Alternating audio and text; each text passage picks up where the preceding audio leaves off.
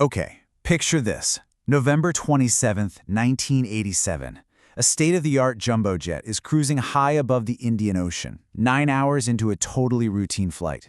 Then, out of nowhere, the crew reports a fire, and after that, just silence. South African Airways Flight 295, along with all 159 people on board, simply vanished. What followed wasn't just a record-breaking deep-sea search. It was a mystery that would get tangled up in the explosive final days of apartheid. This was the last clear message from Captain Davy Ice. His voice, you can hear it, it's calm, it's professional, but the words themselves are absolutely chilling. These words kicked off a massive international investigation to figure out what could have possibly gone so wrong so fast on Flight 295. You know, for 9 long hours, the flight from Taiwan to South Africa was completely unremarkable. Passengers were sleeping, the crew was going about their business. But in that final hour, that quiet calm was completely shattered by a fire that nobody could have prepared for.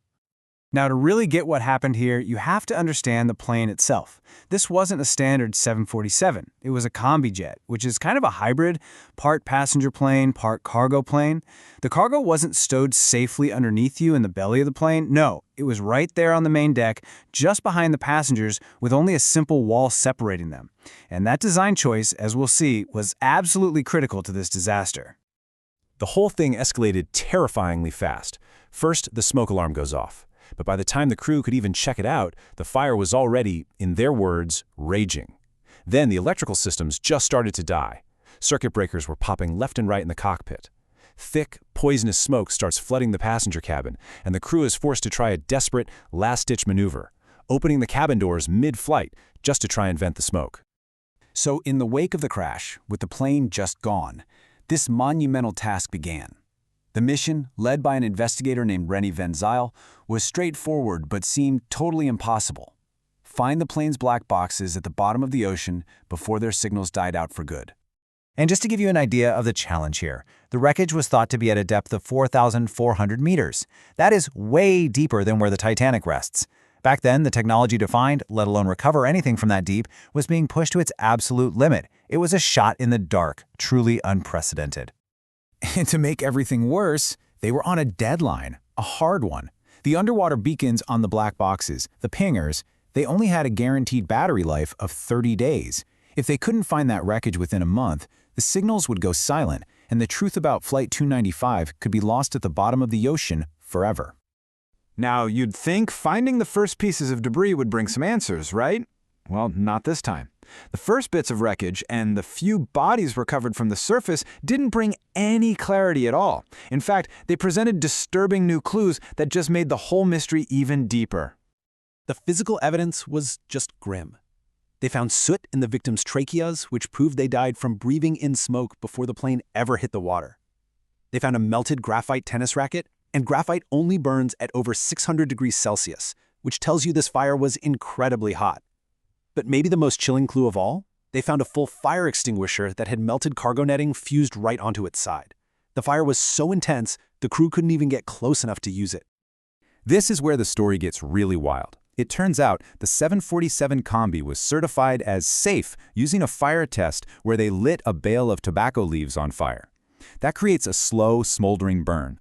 But the fire on Flight 295, it was a flash fire, probably fueled by plastics, creating its own insane heat and pressure that completely overwhelmed the entire system. It's like testing a fireproof vault with a candle instead of a blowtorch. After an incredible year-long search, they found it. The cockpit voice recorder. I mean, what a huge victory. But when they listened to the tape, it was heartbreaking. The fire had been so violent, so fast, that it literally melted the recorder's wiring, just 81 seconds after the first alarm went off. They had a perfect recording of the start of the emergency, but the crucial final 20 minutes were gone. So, with the technical investigation hitting a dead end, the whole focus of the story shifted. A new, and frankly, much more sinister theory started to gain traction. And this one wasn't about aircraft design. It was about the dark political reality of 1980s South Africa. You have to remember the context here. At the time, South Africa's apartheid government was basically an international pariah. It was facing a really strict arms embargo. The government was fighting a war and was desperate for military supplies. And the national airline, SAA, was state-owned. So the big question became, was it being used to secretly smuggle illegal cargo? And this is where that new theory really takes off. A forensic scientist, Dr. David Klatsaw, argued that the evidence pointed to a fire that didn't need air from the outside to burn. It was carrying its own oxygen source. Think of it like a sparkler or solid rocket fuel. You can't put it out easily because it's generating its own fuel. Normal fire extinguishers would be totally useless against something like that. So this brings us to the leading alternative theory.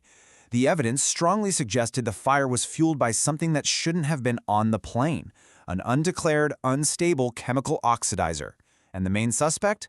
Something called ammonium perchlorate, which is a key ingredient in solid rocket fuel. That would explain the incredible heat, how fast the fire spread, and why the crew was just completely and totally overwhelmed.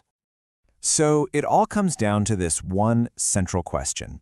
The official cargo list had stuff like computers and clothes on it. Nothing that could start a fire like this. So if all the evidence is screaming that a military-grade accelerant was the cause, then what was really on that plane, and who put it there?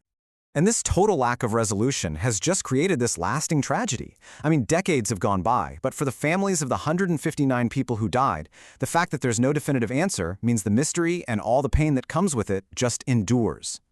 Now, the crash did lead to some real-world changes. The entire fleet of 747 combi jets was eventually taken out of service because of the safety flaws this disaster exposed. Years later, South Africa's Post-Apartheid Truth and Reconciliation Commission looked at the case and officially said nope, the cargo manifest could not have been the cause. And yet, even with that, the case has never been officially reopened. This table really just lays out the official stalemate perfectly. You've got the Truth Commission, which was created to uncover the crimes of the apartheid era, finding that the official cargo absolutely could not have caused this fire. They concluded that an undeclared substance was the probable cause, and they recommended that the Attorney General investigate it further. The action taken? Absolutely none. The case remains closed. And in the end, when you strip away all the forensics, the politics, and the aviation mystery, this is what's left. Dominique Luck, who lost both her parents on that flight, said this. And her words just remind us that this isn't some cold case file in a dusty archive. It's a human tragedy, one that's defined by a question that, after all these years, still has no answer.